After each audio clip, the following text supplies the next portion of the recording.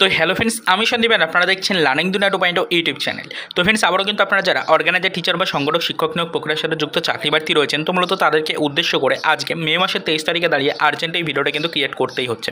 Already চাকরি প্রার্থীরা কিন্তু কম বেশি খবর পেয়ে গেছেন যে আমাদের কিন্তু অর্গানাইজার টিচার বা সংগঠক শিক্ষক নিয়োগ প্রক্রিয়াতে সামাজিক গণমাধ্যম সূত্রে জানা যাচ্ছে যে একাধিক ধাপে কিন্তু নিয়োগ কমপ্লিট করানো হবে। মোটামুটি 12,000-এর প্লাস কিন্তু চাকরি প্রার্থীদের নিয়োগ কিন্তু কমপ্লিট করানো হবে। এরকমই কিন্তু একটা আপডেট উঠে এসেছে, যেখান থেকে জানা যাচ্ছে যে প্রথম ধাপে মোটামুটিভাবে কিন্তু 7,500-এর কাছাকাছি চাকরি প্রার্থীকে কিন্তু নিয়োগ দেওয়া হতে পারে। এরকমই কিন্তু আনঅফিশিয়াল সূত্র মারফত খবর রয়েছে, বিভিন্ন সামাজিক গণমাধ্যম সূত্রে এই রিলেটেড তথ্যটা কিন্তু উঠে আসছে। তো এটা জানার পর থেকে অনেকেই কিন্তু প্রশ্ন করছেন যে তাহলে ফার্স্ট রাউন্ডে যে মোটামুটি 7,500-এর কাছাকাছি চাকরি প্রার্থীদের যে নিয়োগটা দেওয়া হতে পারে, মূলত এখানে কাদেরকে আগে নিয়োগের সুযোগ দেওয়া হবে। তো হিউজ পরিমাণে কিন্তু চাকরি প্রার্থী রয়েছে, তো তাদের মধ্যে থেকে কীভাবে এই 7,500-এর কাছাকাছি চাকরি প্রার্থীদেরকে বেছে নেওয়া হবে, এই নিয়ে একটা প্রশ্ন চিহ্ন কিন্তু উঠেছে।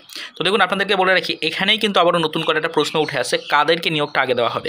তো এরই মধ্যে কিন্তু যে চাঞ্চল্যকর আপডেটটা পাওয়া যাচ্ছে, যারা মূলত অলরেডি ভেরিফাইড ক্যান্ডিডেট, এই ভেরিফাইড নন ভেরিফাইড নিয়ে আবারও কিন্তু একটি তথ্য উঠে আসছে। জানা যাচ্ছে যারা মূলত ভেরিফাইড ক্যান্ডিডেট অলরেডি ভেরিফিকেশন প্রক্রিয়া কমপ্লিট করে রেখেছেন, সেই সকল ভেরিফাইড ক্যান্ডিডেটদের মধ্যে থেকেই কিন্তু এই 7 থেকে 7,500 চাকরি প্রার্থীকে ফার্স্ট কাউন্সেলিং প্রক্রিয়া যেটা রয়েছে বা ফার্স্ট যে ফেজের নিয়োগ প্রক্রিয়া রয়েছে সেটাকে কিন্তু বেছে নেওয়া হবে, বা সেটাতেই কিন্তু ফ্রেন্ডস তাদেরকে সুযোগ দেওয়া হবে।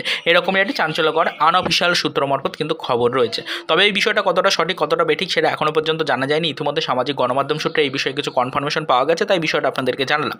অনেকেরই প্রশ্ন ছিল যে ফার্স্ট ধাপে যে 7 থেকে 7,500 চাকরি প্রার্থীদের নিয়োগ করানো হবে, তো সেখানে টোটাল যে 7,500 নিয়োগটা হতে চলেছে, সেখানে কীভাবে চাকরি প্রার্থীদেরকে বেছে নেওয়া হবে, এই নিয়ে একটা প্রশ্ন কিন্তু উঠেছিল। তো সেটাই আপনাদেরকে জানালাম যে 7 থেকে 7,500 যে নিয়োগ করানো হবে, সেটাকে কীভাবে বেছে নেওয়া হবে, সেখান থেকে কীভাবে চাকরি প্রার্থীদেরকে বাছাই করা হবে, এই নিয়ে কিন্তু একটা প্রশ্ন চিহ্ন উঠেছিল। তো সেটা সম্পর্কিত আনঅফিশিয়াল সোর্স মারফত যেটুকু খবর উঠেছে সেটা আপনাদেরকে জানালাম। আশা করি সম্পূর্ণ বিষয়টা আপনি ডিটেলসে বুঝতে পারলেন। তো পরবর্তীতে বিষয়ের উপর নজর দিয়ে আমরা রেখে চলেছি, যখনই কোনো আদার্স ইনফরমেশন বা তথ্য পাবো সেটা নিয়ে আরও ডিটেলসে আপনাদেরকে কিন্তু জানাবো। তবে আপাতত কিন্তু এই প্রশ্নের উপরে বা এই পার্টিকুলার এই টপিকের উপরে কিন্তু আবারও বেস করে নতুন করে যে তথ্যটা উঠে আসছে, সেখানে কিন্তু এই ভেরিফাইড এবং নন ভেরিফাইড নিয়ে আবারও একটা প্রশ্ন চিহ্ন কিন্তু উঠে আসছে।